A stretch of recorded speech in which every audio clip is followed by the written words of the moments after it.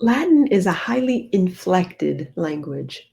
The more inflected a language is, the more often it's the endings on words that carry information rather than word order, prepositions, or pronouns.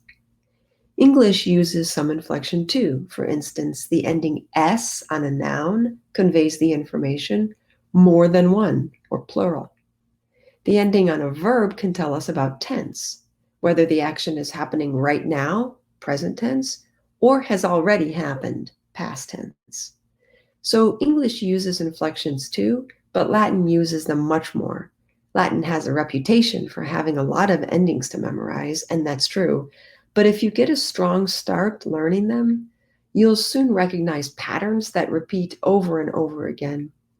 Everything you learn in this class is a building block for what comes next, so make yourself a strong foundation right from the start. We're going to begin our study of Latin with verbs because every complete sentence needs a verb. The verb is the action of the sentence, or it describes the subject of the sentence. The subject of the sentence is the one who's doing the action of the verb or is being described by the verb. A verb in Latin and in English has these 5 characteristics: person, number, tense, mood, and voice. Mood you won't be learning until next year. Voice you may learn at the end of this year. Tense will be coming up pretty soon. For this chapter, we're concerned with person and number, so let's talk about those. Here is a chart in English of all the possibilities for person and number, and this is going to be true for Latin too, but we're just going to start with English. You notice that these have pronouns, but whatever the subject of your sentence is can fit into one of these categories. So the giraffe runs would use the third person singular because the giraffe is it runs.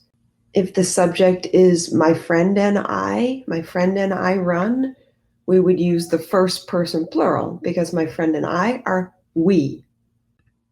The children run would be third person plural because it's they run. Notice that in English, if we don't have the pronouns and we don't have the chart, we can't tell the difference between first person singular and second person plural and third person plural. The only person and number that is distinguished is third person singular because it has that S. But all the other ones are just indistinguishable. So in English, we need to have the pronoun in order to know the person and number of the verb.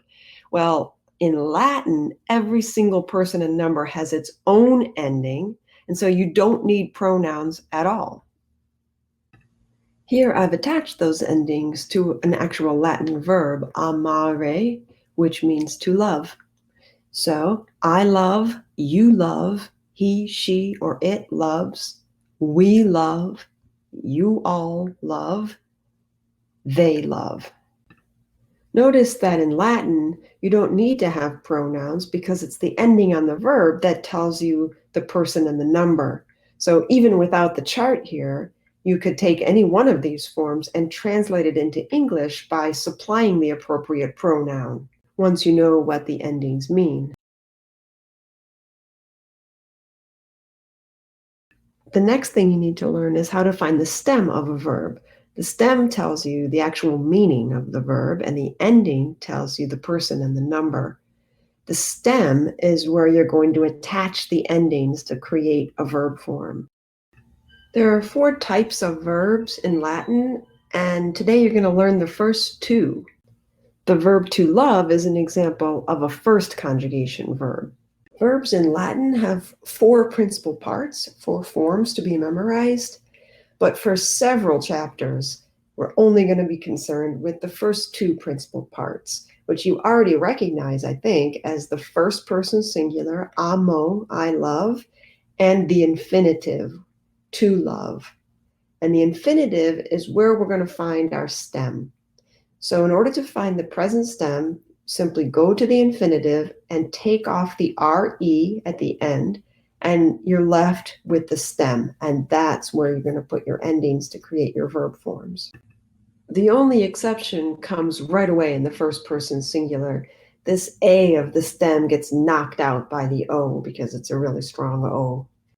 So the first person singular is not amao, but it's amo. That A gets completely knocked out. But the rest of it is completely regular.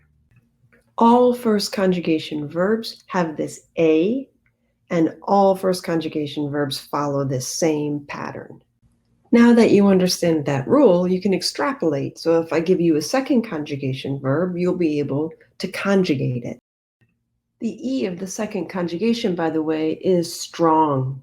So the O of the first person singular can't knock it out. And you can see that from the first principal part.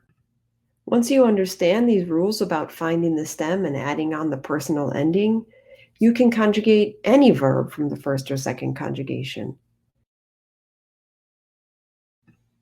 One last thing is the command form, because you also need to be able to use a verb to tell someone to do that action. The command form in Latin is called the imperative, and it's pretty easy.